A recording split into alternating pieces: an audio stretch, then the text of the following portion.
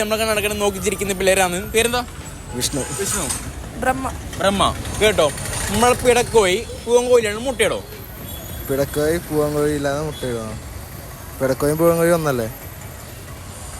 ഇവിടെ എത്ര ബുദ്ധി കിട്ടി. ജനിച്ച കോയിനെ കണ്ടിനാ നീ? ജനിച്ച കോയിനെ കണ്ടിനാ? സത്യം പറ, കണ്ടിനാ? കോയി തിന്നാറുണ്ടോ? കോയി പിടക്കോയി പൂവൻകോയി അറിയോ? ആണിത് പെണ്ണ് കണ്ടറിയോ? മനസ്സിലായി? കേട്ടോ, പെണ്ണ് കോയി ആണ് കോയിലാണ് മുട്ടയിടോ?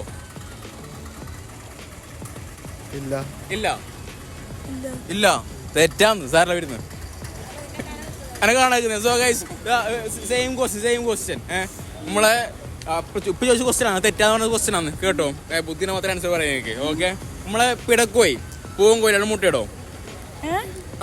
പിടക്കോയി, അതായത് പെണ്ണ് കോയി പൂവൻകോയിലാണ് മുട്ടയിടോ?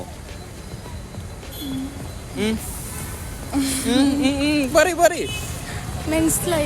അതായത് പെണ്ണ് കോയി കക്കര ആ കോയി ആണ് കോയി ഇല്ലാണ്ട്, അതായത് പൂവൻ രാവിലെ അടിക്കുമ്പോ ആക്കുന്നില്ലേ, ആ കോയി ഇല്ലാണ്ട് മുട്ടയുടെ വെച്ച് ഇടും.